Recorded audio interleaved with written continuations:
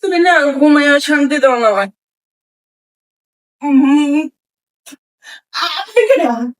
আমি তো তরকারি নিয়ে চেয়েছিলাম।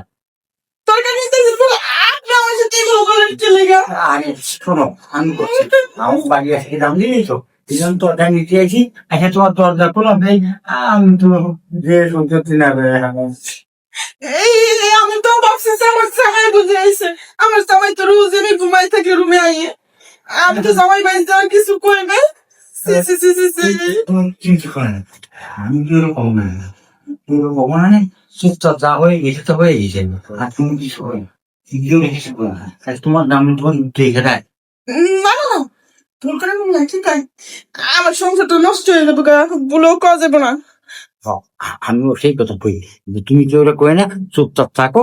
আর আর মাঝে মধ্যে তোমার দরকার না পাইছি, মেলা সুখ পাইছি আমার জামাই থেকে বালা।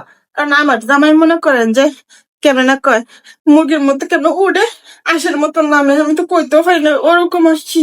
ওই তো। আর আমি যাও না, তুমি খেতে পেলো, আমি যাবা এই লেগে তো আমি বুঝতেছি না যে আমার জামাই আজকে তো শক্তি হয়ে যাবেন কে। এই লেগে তো এই তো ঠিক কথা। আমি থেকে পড়াই তোমার ছোট মতো আমি যদি বাইক না থাকবে সেই ঠিক আছে। ঠিক আছে না? তোমার যদি কিছু লাগে তাহলে আমার ক্ষতি হোক, আমি তোমার জন্য নিয়ে আসবো। ঠিক আছে, তাহলে ফোনে বলে দিব না আপনার। বলে দিয়ে না। আর আর তোমার জামাই আবার আসতে পারে, তাহলে আমি শুনে যাচ্ছি। হ্যাঁ ঠিক আছে, তরকারি লাগে না বলে তরকারি নিয়ে যাবেন না। কালকে হবে না, কালকে তোরটাকে ওটা করে মানে আমি শুনতে ধরা মরে যায় তাহলে কোন দরকার নিতে। আর আমি বুড়ো মানুষ তো, আমার সন্দেহ হয় তোমার বাসায় আসতে যাই তো কেউ আমার সন্দেহ হয়। ঠিক আছে। আচ্ছা ঠিক আছে, তাহলে আমি যাই, তুমি থাকো।